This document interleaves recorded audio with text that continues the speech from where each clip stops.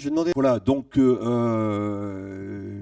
fait, je vous ai dit l'essentiel du message. Les actions qui ont été menées l'année dernière ont été essentiellement des actions sur le fond, sur la sensibilisation des acteurs.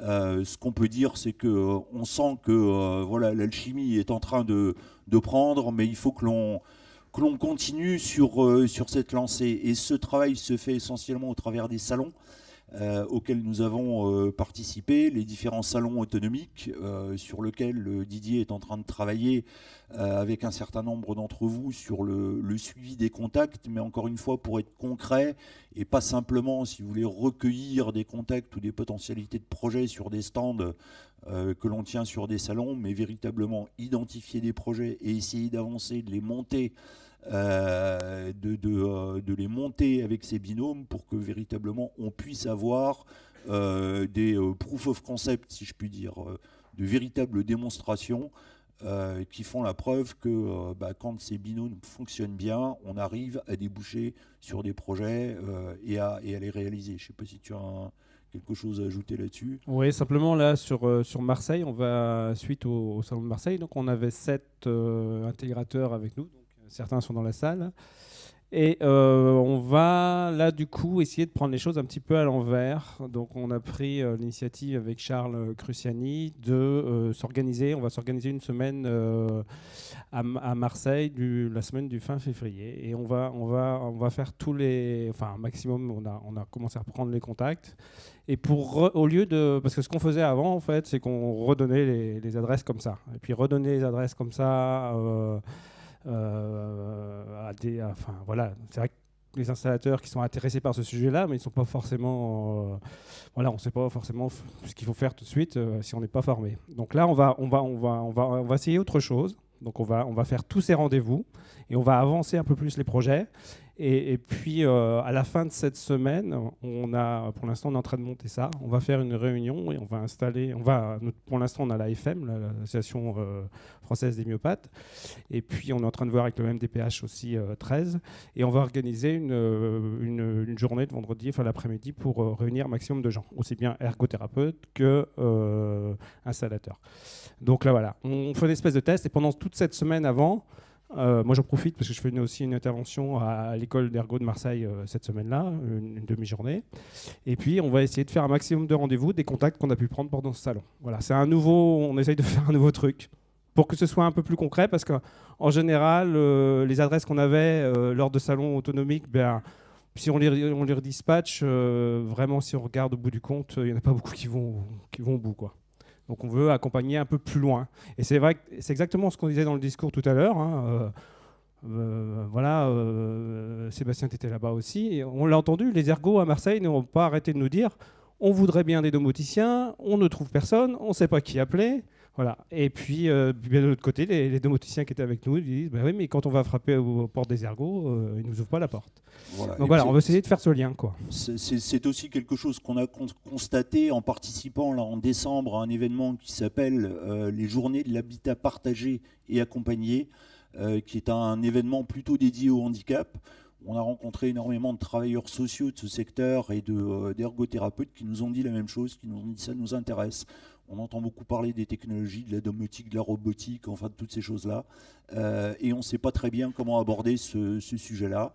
Donc on a une petite liste de gens qui viennent de cet univers-là et qu'on va essayer de sensibiliser aux différentes solutions que l'on peut avoir les uns et les autres dans nos cartons et qui vont nous permettre, je l'espère, d'identifier des projets concrets qu'on pourra vous confier et que l'on pourra dérouler de la manière dont Didier le signalait tout à l'heure. Un autre événement que l'on va tester, qui est un événement nouveau, qui s'appelle Aging Fit, qui est un événement sponsorisé par la Commission européenne et qui va se tenir le 2 et 3 février à Lille. Donc si vous avez le temps d'y faire un tour, ça a pris une forme assez intéressante.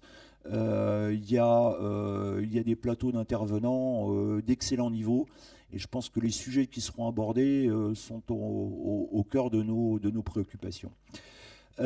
Autre piste que l'on essaye de dérouler, c'est la piste des CLIC. Vous avez tous entendu parler de ces centres locaux d'information et de coordination gérontologique. C'est l'endroit où, en principe, quand on a une problématique de maintien à domicile, de recherche de maisons de retraite, de pathologies particulières, c'est l'endroit où on se rend, qui sont en général dépendants soit des municipalités ou des collectivités de communes, pour pouvoir obtenir l'information sur la possibilité de placer un parent âgé, de trouver des solutions d'accompagnement, etc.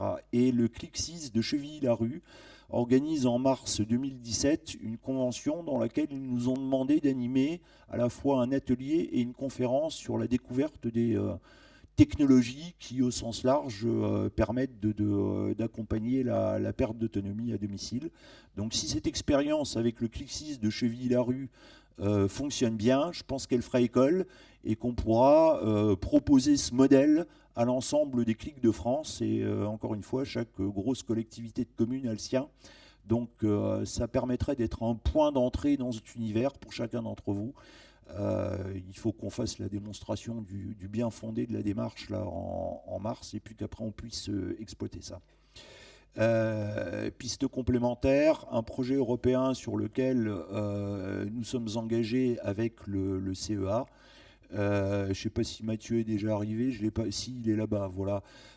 Dont il pourra peut-être nous dire un mot complémentaire tout à l'heure. L'idée est d'expérimenter un certain nombre de solutions qui ont été imaginées par l'équipe du CEA dans le département de l'Isère, grosso modo, au courant de 2016, et d'avoir un déploiement à plus grande échelle au courant de 2018 sur combien de logements ?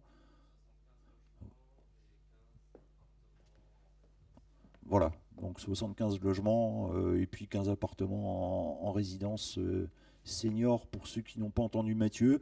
Si vous voulez en savoir plus sur ce projet, si vous êtes particulièrement concerné par la géographie du projet, à savoir principalement le territoire de l'Isère, vous aurez l'occasion d'entendre l'intervention de Mathieu là, sur un autre sujet plus tard. Et faites-vous connaître. Un mot de plus, je peux en parler juste une minute. Du coup, c'est un projet assez structurant quand même, puisque c'est la région Rhône-Alpes et le département de l'Isère qui sont en tête dessus, qui ont déjà une plateforme et qui avaient besoin de tester un peu d'IoT. L'Union européenne qui a fait d'engager beaucoup de moyens sur la R&D, sur les objets connectés, qui se rend compte que ça a du mal à percer et qui essaie de réunir un petit peu ces deux acteurs, donc un projet pilote qui pourrait faire un exemple, on l'espère, au niveau national. Donc 75 maisons, on essaie de viser à peu près 20 objets connectés par maison qui aident à faire de la détection de chute et de la détection de situations à risque. Donc, Mathieu nous a fait l'honneur de répondre avec le CEA à cet appel d'offres. On était très mal parti au départ.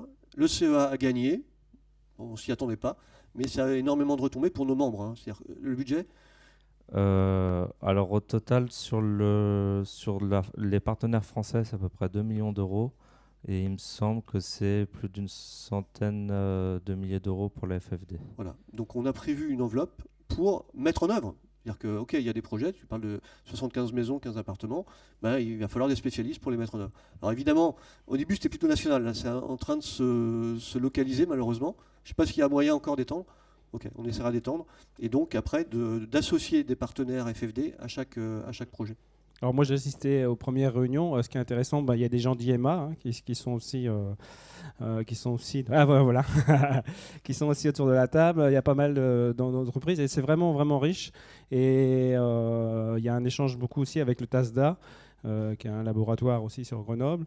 Donc franchement c'est passionnant et on part sur le principe de prototype et puis un déploiement qu'on verra nous pour les installateurs que vers 2018. Hein.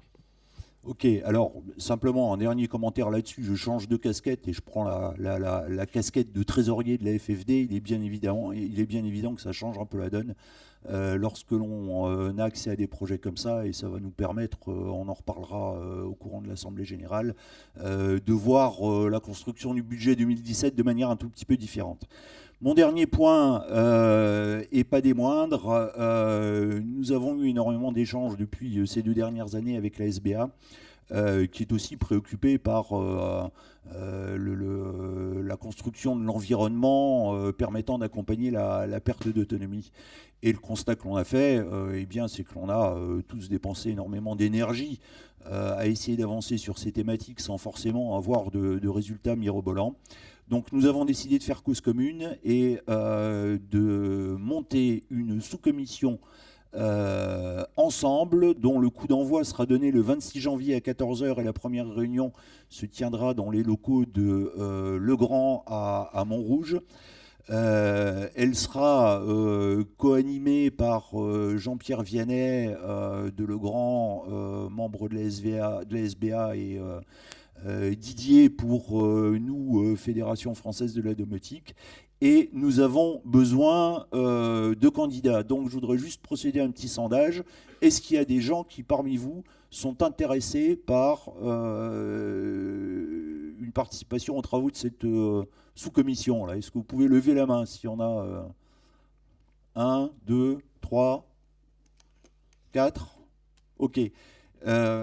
Venez nous voir à la première pause, que l'on prenne vos coordonnées et que l'on puisse vous inviter à cette première réunion de démarrage. Voilà, merci à tous. Merci beaucoup Philippe et Didier. Merci.